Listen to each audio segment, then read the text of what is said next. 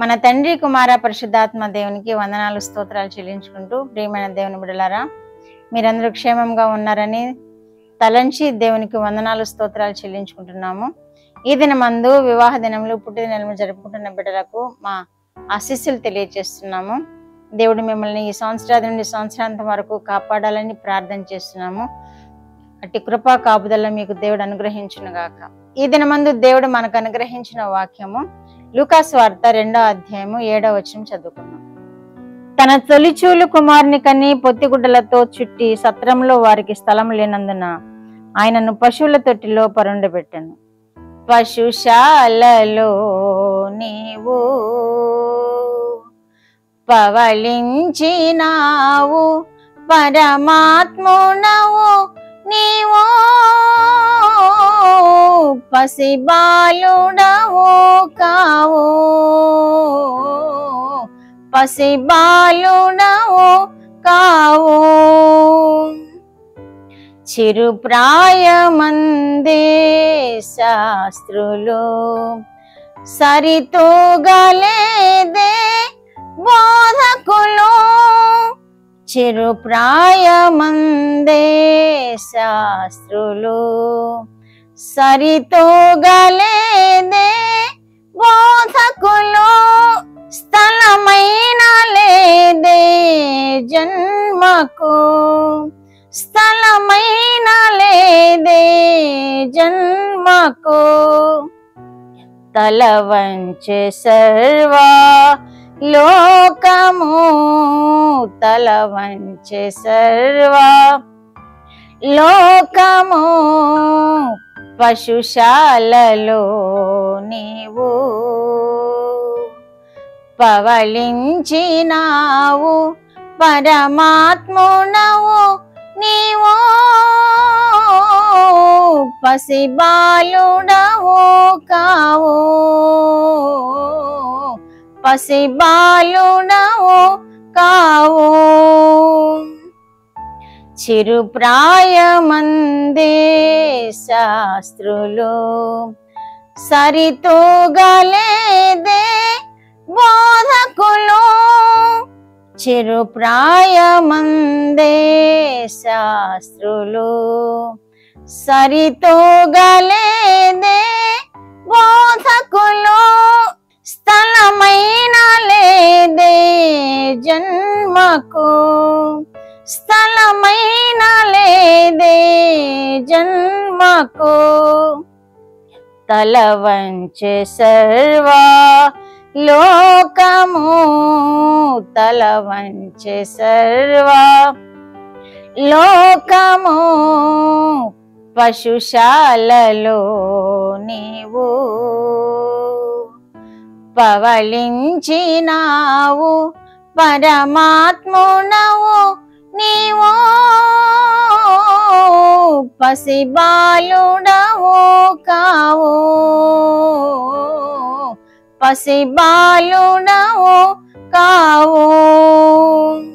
మన తండ్రి అయిన దేవుడు, మన రక్షకుడైన యేసుక్రీస్తు ప్రభువారు, మన పరిశుద్ధాత్మ దేవుడు ఈ భూమి మీదకి శరీరధారిగా వచ్చినప్పుడు ఆయనకు సత్రంలో స్థలము లేకపోగా పశువుల తొట్టిలో పరుండబెట్టాను అనే వాక్యం మనకు తెలియచేస్తుంది. మన దేవుడు, తండ్రి అయిన దేవుని ఆత్మ కలిగిన యేసుక్రీస్తు ప్రభువారు, యేసుక్రీస్తు ఆత్మ కలిగిన పరిశుద్ధాత్మ దేవుడు, ముగ్గురు ఒకే ఆత్మతో నింపబడి ఉన్నారని మనము ఇది వరకు వాక్యాల్లో చూసుకున్నాం. ఆ దేవుని యొక్క మహిమయే భూమి మీద శరీరధారిగా ప్రత్యక్షం అవుతుంది మనకి. ఆ దేవుడే మనకి శరీరధారిగా భూమి మీద ప్రత్యక్షం అవుతూ ఉన్నప్పుడు ఆయనకు సత్రంలో స్థలం లేదని వాక్యం తెలియచేయబడుతుంది. ఆయన మన కొరకు, మన రక్షణ కొరకు ఈ భూమి మీదకి వస్తే, ఆయనే రక్షకుడుగా ఈ లోకమునకు వస్తే ఆయనను స్వీకరించేవారు ఆ రోజుల్లో లేరు అని ఈ వాక్యం ద్వారా అర్థం చేసుకుంటున్నాం.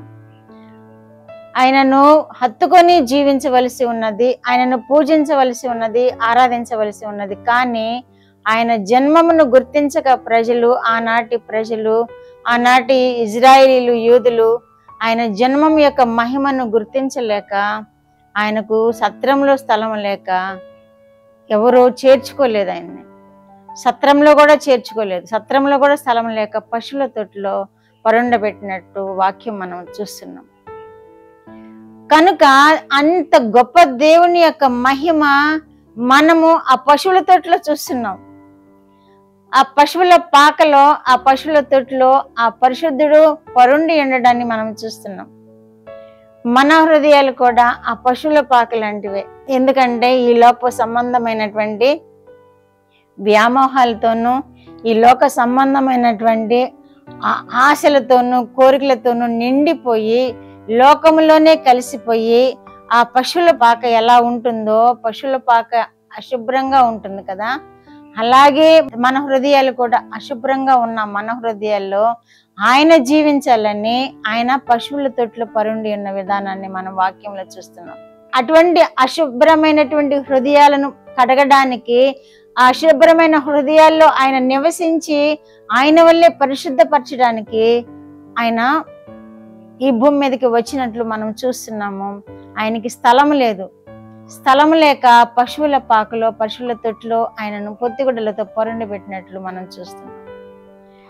ఆయన వాక్యాలు బోధిస్తూ ఉండినప్పుడు అన్నారు కదా, ఆయా సందర్భాలలో నక్కలకు బొరిలను, ఆకాశ పక్షులకు గూళ్ళను ఉన్నవి కానీ మనిషి కుమారుడు తలవాల్చుటకైనను స్థలం లేదు అని తెలియచేశారు కదా. అలాగే ఆయన పుట్టుకే ఒక విశేషమైనదిగా మనకు కనబడుతుంది. ఎక్కడా స్థలం లేదు. ఎక్కడా స్థలం లేక సత్రములో వారికి చోటు కూడా లేక పశువుల శాలలో ఆయన జన్మించారు. పశువుల తొట్టిలో ఆయన పరున్నారు. పశువుల తొట్టి అంటే అది ఎంతో హీనమైన స్థితి, దీనమైన స్థితి. మనము కూడా లోకంతో నిండిపోయి అలాంటి హీనమైన స్థితి, దీనమైన స్థితి కలిగి ఉన్నప్పుడు ఆయన రక్షకుడుగా మన హృదయాల్లోనికి జన్మించాలని ఆశతో ఉన్నారు. మన హృదయాల్లో ఆయన జన్మించినప్పుడు, ఆయన మనతోనూ మనం ఆయనతోనూ ఉండినప్పుడు సదాకాలము ఆయనతో జీవించే కృప కూడా మనకు అనుగ్రహిస్తారు. కనుక దేవుని యొక్క జన్మమును మనం ధ్యానిస్తున్నప్పుడు అది ఎంతో విచారకరము, అది ఎంతో బాధాకరం. కానీ ఆ పరిశుద్ధుడే అంత తగ్గించుకొని శరీరధారిగా ఈ లోకానికి వచ్చిన స్థితిని మనము వాక్యాల ద్వారా చూస్తున్నాం. కాబట్టి మనము కూడా తగ్గించుకొని ఈ లోక సంబంధమైన అహంభావము కానీ, ఈ లోక సంబంధమైన అహంకారము కానీ, ఈ లోక సంబంధమైన చెడు కానీ ఏదైనా ఏలుతూ ఉంటే మన హృదయాల్లో దాన్ని అంతటిని తొలగించడానికి మన రక్షకుడైన యేసుక్రీస్తు ప్రభువారు మన హృదయాల్లో జన్మించాలని ఆశపడుతున్నారు. కనుక ఇంకా ఎవరైనా ఆయనను హృదయంలో చేర్చుకొనకపోతే ఇదే మిక్కిలి అనుకూల సమయము, ఇదే రక్షణ దినమని మరి ఒక చోట తెలియజేస్తున్న విధముగా వాక్యము, నేడే ఆయన మన కొరకు ఉద్భవించిన దినాన్ని జ్ఞాపకం చేసుకుని నేడే మన హృదయంలోనికి ఆయనను చేర్చుకుందాము. ఆయనతో ఆశీర్వదింపబడదాము, ఆయనతో దీవింపబడదాము.